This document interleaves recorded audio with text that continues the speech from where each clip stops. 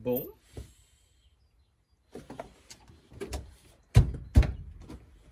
Hello darkness, my old friend. I've come to talk with you again. C'est génial.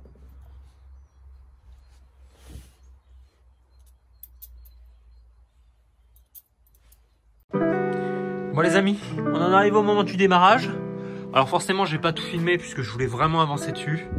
Mais on y est, les carbus sont remontés, tout ce qui pouvait être dessus est remonté en fin de compte. La petite durite qui va là. Vraiment on le voit en bas, il y a une durite qui va là, elle est remontée aussi. Enfin tout ce qui était vraiment durite etc c'est remonté. Ça a changé puisqu'il ne va plus jusqu'au bout. Il s'est cassé donc j'ai dû le remettre. Les durites d'eau c'est pareil, c'est remis.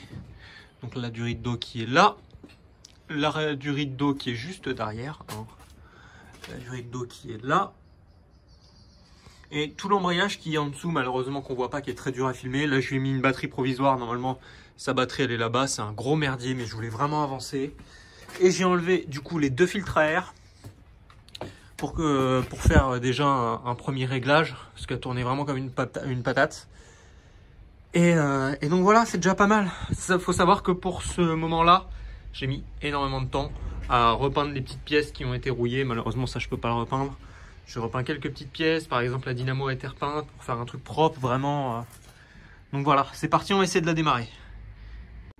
Bon les amis, avant de la démarrer, il reste une seule étape. Une seule étape cruciale, j'ai envie de vous dire. Il va falloir qu'on la démarre, mais sans qu'elle démarre en fin de compte. Je vous explique. Là, j'ai débranché donc la bobine pour pas qu'elle démarre. Déjà, pour l'amorcer en essence, on le voit que là, il y a une petite cuve en verre, juste là. Elle, il faut qu'elle se remplisse de carburant. Donc déjà ça, pour qu'après elle puisse démarrer facilement, même si je pourrais mettre du Star Pilot, mais enfin bref, c'est pas le but. Et que on ait de l'huile partout dans le moteur, de la pression d'huile. Qu'est-ce que ça veut dire? Ça veut dire que actuellement, l'huile, elle est tout en bas. On va dire qu'elle est principalement par là. Il faut qu'on ait de l'huile qui arrive partout dans le moteur, principalement au culbuteur, dans les paliers de vilebrequin, etc. Donc il faut qu'on ait une pression d'huile. La pression d'huile, on va l'avoir en faisant tourner le moteur à vide, parce que si on la démarre comme ça, en fin de compte, là, elle pourrait démarrer. Elle prendrait 2500 tours au démarrage et on casse le moteur direct. Ça veut dire que là, on aura fait tout ça pour rien. Donc vraiment, il faut qu'on fasse monter la pression d'huile pour avoir une bonne pression d'huile et qu'on puisse la démarrer tranquillement, sereinement.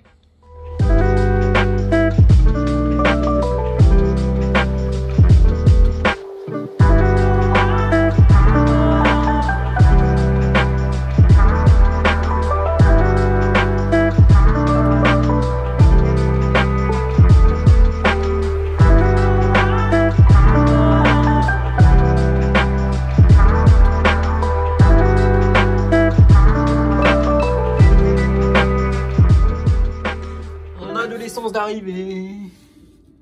Voilà, on a de l'essence. Par contre, je sais pas si c'est le fait que j'ai démonté le faisceau à l'intérieur, mais je n'ai pas de pression d'huile. Normalement, la pression d'huile est ici. Elle est ici, là. Sauf que, étant donné que j'ai démonté pas mal de choses, eh bien, je ne sais pas vraiment si j'ai de la pression d'huile ou pas. Bon, je vais essayer de recabler tout ça, on verra bien. C'est ça que je voulais vous montrer, les amis. J'ai trouvé le souci.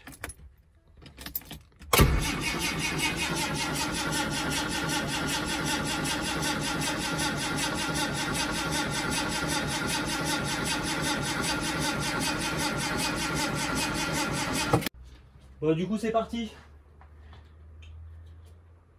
On remet la bobine.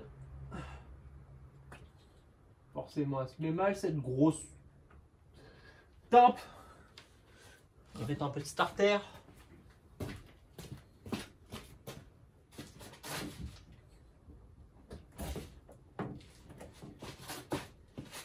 Est-ce qu'il s'ouvre à fond?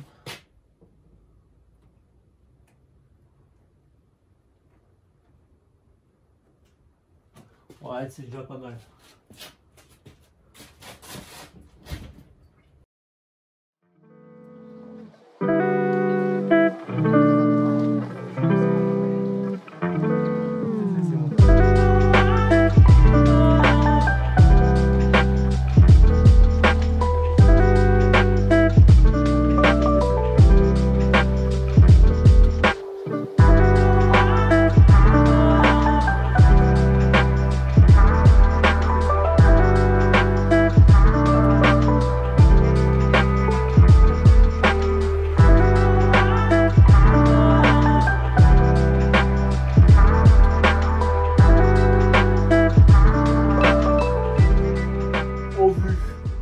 moteur, forcément qu'il y a de l'essence.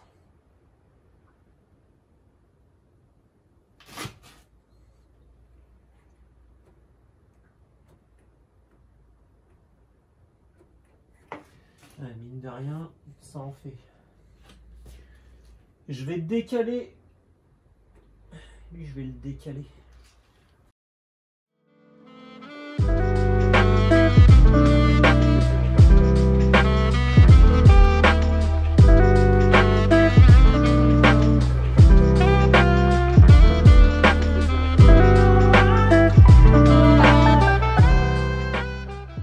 Donc, partez d'allumer. Ça, c'est bon.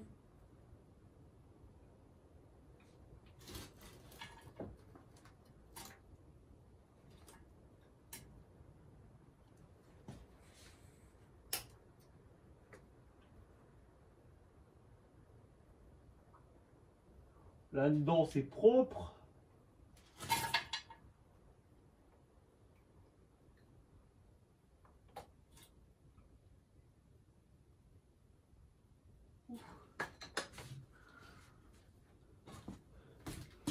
Il a un petit peu chauffé.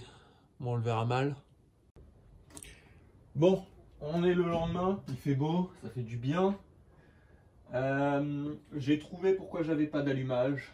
J'avais un fil qui s'était débranché là. On va essayer de voir. Hein. J'ai redébranché la bobine d'allumage là, j'ai fait tourner un peu. Je vais la brancher. Et on va voir si ça tourne. Parce que normalement, je devrais avoir de l'essence.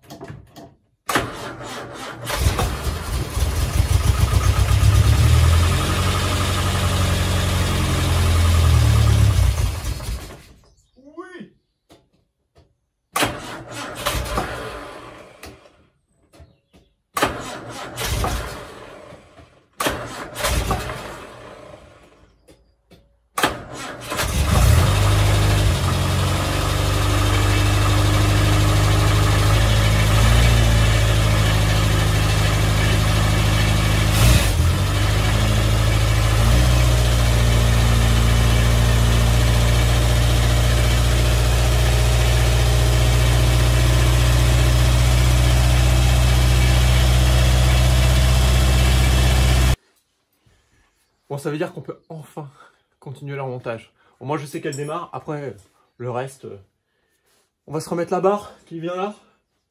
On va la lever d'abord. Et ensuite, on refoule le radiateur, etc. Déjà, on aura bien travaillé quand on aura fait tout ça.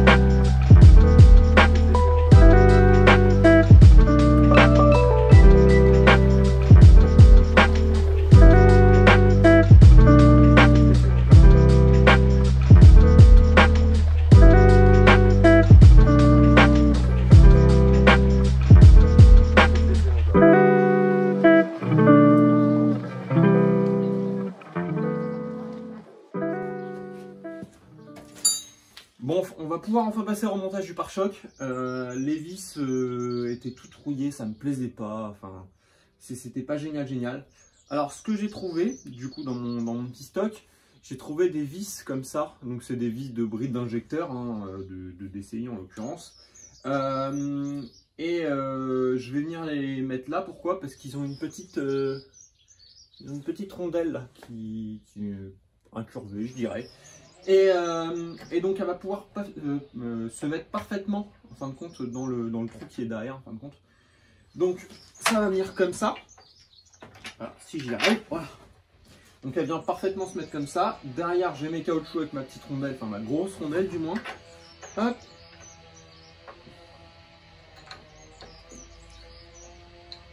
Voilà. Et après je pourrais venir mettre mon pare-choc avec mon écrou, ma rondelle. Et terminer mon soir, on se sert tout ça. Donc je vous passe tout ça en accéléré, c'est parti.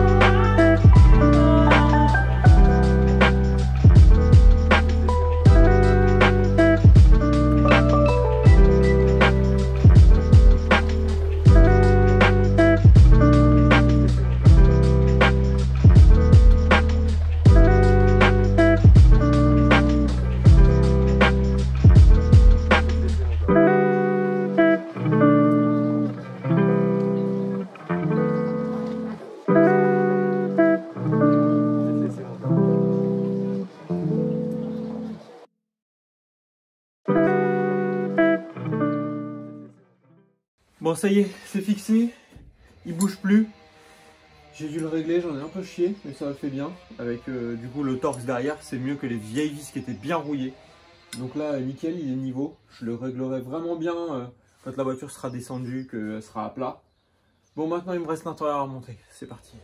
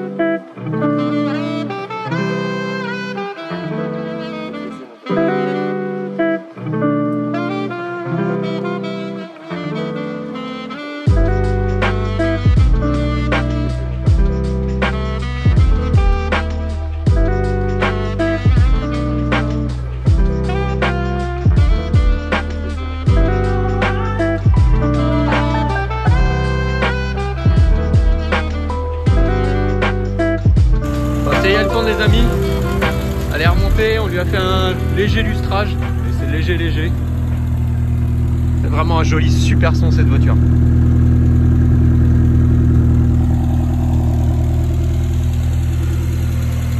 Elle est vraiment magnifique. Pour madame qui la stick, super voiture, super auto.